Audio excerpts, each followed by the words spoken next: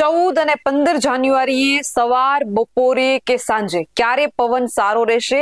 પતંગ રસિયાઓના મનમાં આ સવાલ છે, પરંતુ ખેડૂતોના મનમાં ક્યાંક ને ક્યાંક એ સવાલ હશે કે આવનારું વર્ષ કેવું થશે. આપણી જૂની અને દેશી પદ્ધતિ અનુસાર મહિલાઓ જે છે તે મકર સંક્રાંતિ એટલે કે ખીહરના દિવસે ખીચડો બનાવે છે અને એના ઉપરથી નક્કી કરવામાં આવે છે કે આવનારું વર્ષ એટલે કે આવનારું ચોમાસું કેવું નીવડશે. ત્યારે મકર સંક્રાંતિના દિવસે પવન કેવો રહેશે તેને લઈને અંબાલાલ પટેલ દ્વારા આગાહી કરવામાં આવી છે. નમસ્કાર, આપનું સ્વાગત છે BS9 TV ન્યૂઝ ઉપર અને હું છું આપની સાથે કાજલ સુવા. 14મી જાન્યુઆરીએ અને 15મી જાન્યુઆરીના રોજ પવનની ગતિ કેવી રહેશે તે અંગે હવામાન નિષ્ણાત અંબાલાલ પટેલે આગાહી કરી છે. બુધવારે ગુજરાતમાં ઉત્તરાયણનો તહેવાર ઉજવવામાં આવશે. આ દિવસની પતંગ રસિયાઓ રાહ જોઈને બેઠા હોય છે. જો 14 અને 15મી જાન્યુઆરીએ પવન સારો હોય તો પર્વની મજા આવી જાય છે અને જો પવન સારો ન હોય તો આખી મજા બગડી જાય છે. ત્યારે 14 અને 15મી જાન્યુઆરીના રોજ પવનની ગતિ કેવી રહેશે તે અંગે હવામાન નિષ્ણાત અંબાલાલ પટેલે આગાહી કરી છે. હવામાન નિષ્ણાત અંબાલાલ પટેલે પતંગ રસિયાઓને આનંદ બમણો થઈ જાય તેવી આગાહી કરી છે. તેમણે કહ્યું કે 14મી તારીખે એકંદરે પતંગના રસિયા માટે પવનની ગતિ સારી રહેશે. દિવસમાં ક્યારેક ક્યારેક પવનની લહેરો વધારે આવે તો ક્યારેક ક્યારેક ઢીલ પણ છોડવી પડે. આ સાથે તેમણે વધુમાં જણાવ્યું છે કે દરિયાકાંઠાના વિસ્તારોમાં પવનની ગતિ લગભગ 13 કિલોમીટર પ્રતિ કલાકની આસપાસ રહેવાની સંભાવના છે. દરિયાકાંઠે પવન સામાન્ય કરતા વધુ તીવ્ર હોવાના કારણે પતંગ ઉડાવનારાઓને સુરક્ષા બાબતે સાવચેત રહેવાની સલાહ આપવામાં આવી છે. અમદાવાદ, મહેસાણા, રાધનપુર, વિરમગામ, ગાંધીધામ, જામનગરમાં સવારે 7 કિમીથી 9 કિમી પ્રતિ કલાકની પવનની ગતિ રહેશે. આ ઉપરાંત મહુવા, પોરબંદર અને ભાવનગરમાં પવનની ગતિ વધારે જોવા મળશે. સમય પ્રમાણે પવનની ગતિ અંગે વાત કરતા જણાવ્યું છે કે બુધવારે સવારે 10 વાગ્યા પહેલા પવનની ગતિ 9 કિમી સુધીની રહેવાની શક્યતા છે. 10 વાગ્યા પછી મોટા ભાગના વિસ્તારોમાં 6 થી 7 કિમી પવનની ગતિ રહેવાની શક્યતા છે.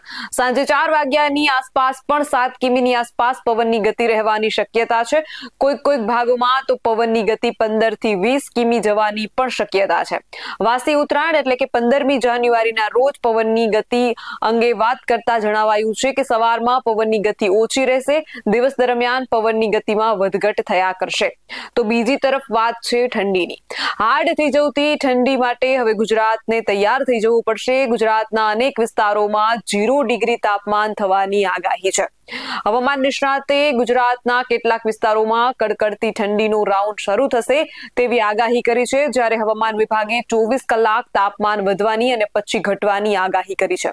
આવતીકાલે ગુજરાતમાં ઉત્તરાયણનો પર્વ છે, તો જોઈએ આગામી 5 દિવસ હવામાનનો મિજાજ કેવો રહેશે. ગુજરાતના મોટા ભાગના વિસ્તારોમાં ઠંડીનો પારો ધીરે ધીરે ઉપર જઈ રહ્યો છે. હાડ થઈ જતી ઠંડીમાંથી આંશિક રાહત મળી રહી છે. ત્યારે હવામાન નિષ્ણાત ગુજરાતના કેટલાક વિસ્તારોમાં કડકડતી ઠંડીનો રાઉન્ડ શરૂ થશે તેવી આગાહી કરી છે. જ્યારે હવામાન વિભાગે 24 કલાક તાપમાન વધવાની અને પછી તાપમાન ઘટવાની આગાહી કરી છે.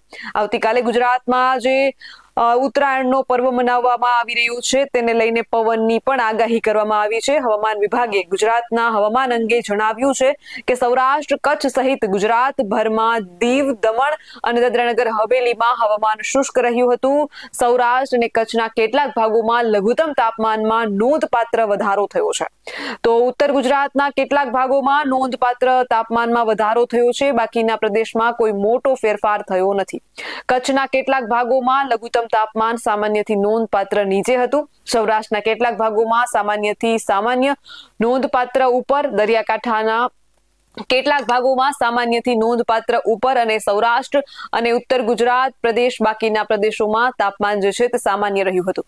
હવામાન વિભાગે વધુમાં જણાવ્યું છે કે ગુજરાતમાં ઉત્તર પૂર્વથી પૂર્વીય પવનો ફૂંકાઈ રહ્યા છે.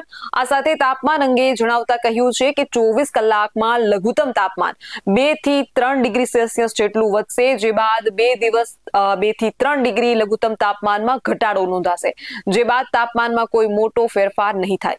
હવામાન નિષ્ણાત શેઠીએ ગુજરાતના હવામાન અંગે મોટી આગાહી કરી છે. તેમણે જણાવ્યું છે કે મોટા ભાગના વિસ્તારમાં કડકડતી ઠંડી પડશે. સૌરાષ્ટ્ર અને કચ્છના કેટલાક વિસ્તારમાં ખૂબ જે છે તે ભારે ઠંડી જોવા મળશે. કચ્છના ગ્રામ્યમાં 0 સુધી તાપમાન પહોંચી શકે છે. કેટલીક જગ્યાએ ઝાકળના બિંદુ જામી શકે છે. અનેક જિલ્લામાં 10 થી નીચે તાપમાન પહોંચી શકે છે. ગુરુવારે ઠંડી ચરમસીમા પર રહેશે. દેશના હવામાનની વાત કરીએ તો દિલ્હી અને આસપાસના રાજ્યોમાં છેલ્લા કેટલાક દિવસોથી ચાલી રહેલી તીવ્ર ઠંડી વચ્ચે ભારતીય હવામાન વિભાગે એક મોટી ચેતવણી જારી કરી છે. ભારતીય હવામાન વિભાગે રાજધાની દિલ્હી તેમજ 3 રાજ્ય પંજાબ, હરિયાણા અને પશ્ચિમ રાજસ્થાન માટે રેડ એલર્ટ જારી કર્યું છે, જેમાં તીવ્ર ઠંડી અને ખૂબ જ ગાઢ ધુમ્મસની આગાહી કરવામાં આવી છે. હવામાન વિભાગે પશ્ચિમ ઉત્તર પ્રદેશ અને પૂર્વ રાજસ્થાન માટે ઠંડી અને ધુમ્મસ માટે ઓરેન્જ એલર્ટ જારી કર્યું છે. જમ્મુ અને કાશ્મીર, લદ્દાખ, હિમાચલ પ્રદેશ, ઉત્તરાખંડ, બિહાર, પૂર્વ ઉત્તર પ્રદેશ, પશ્ચિમ બંગાળ અને સિક્કિમ માટે ધુમ્મસ માટે યલો એલર્ટ જારી કરવામાં આવ્યું છે. દિલ્હીમાં રવિવારે સિઝનનો સૌથી ઠંડો દિવસ નોંધાયો હતો, જેમાં આઈનગર વિસ્તારમાં લઘુત્તમ તાપમાન 2.9 ડિગ્રી સેલ્સિયસ સુધી ઘટી ગયું હતું. સોમવારે દિલ્હીના લોધી રોડ વિસ્તારમાં પણ લઘુત્તમ તાપમાન 3 ડિગ્રી સેલ્સિયસ નોંધાયું હતું. ભારતીય હવામાન વિભાગે રવિવારે ચેતવણી જારી કરી હતી કે આગામી 2 દિવસમાં દિલ્હીમાં ઠંડીનું મોજું વધુ તીવ્ર બનવાની ધારણા છે. ત્યારે ખાસ દર્શક મિત્રો કમેન્ટ કરીને મને જરૂરથી જણાવજો કે મકર સંક્રાંતિ એટલે કે ખીહરનો ખીચડો જે છે તે દેશી પદ્ધતિ અનુસાર કેવો રહ્યો છે અને તમારા મત મુજબ આવનારું ચોમાસું કેવું રહેશે તે કમેન્ટમાં મને જરૂરથી જણાવજો. બસ આવા જ વધુ અહેવાલ સાથે મળતા રહીશું. તમે અમારી યુટ્યુબ ચેનલને સબસ્ક્રાઇબ કરવાનું અને અમને ફેસબુક અને ઇન્સ્ટાગ્રામ પર ફોલો કરવાનું ચૂકશો નહીં. બાકી અવનવી અપડેટ મેળવવા માટે આપ જોતા રહો BS9 TV ન્યૂઝ. જય જવાન, જય કિસાન.